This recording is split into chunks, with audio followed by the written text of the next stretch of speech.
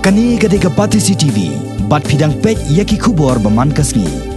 Henne kasngi ka country tade ujemang, u Chief Executive Member barim jong ka Khasil Autonomous District Council uba HSLA ula thalan ting halor ka an teyeng paki jong ka Meghalaya Urban Development Authority kabala penjari wat chadu upod usam badai kmi da ka District Council. Habakran bar kikatto kat ne kinong pathai kubor henne kasngi uneu MDC ka National People's Party nanongkram constituency.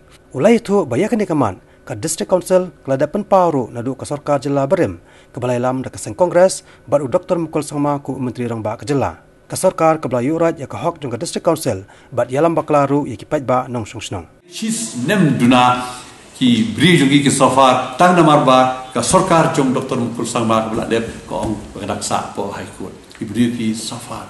Mono ban buria ya ni ke jingluk san ki bri.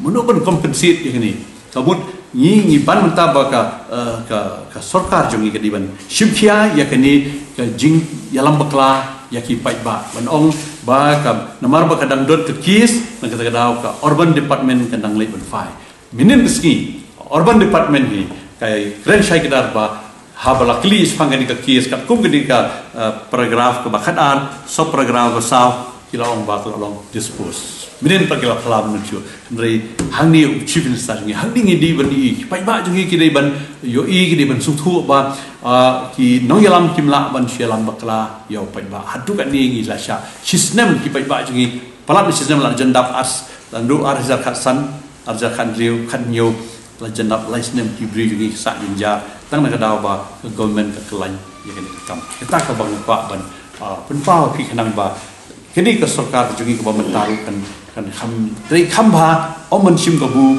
ya kum kindi ki jingi alam bakala ya jingi nong jong pai ba.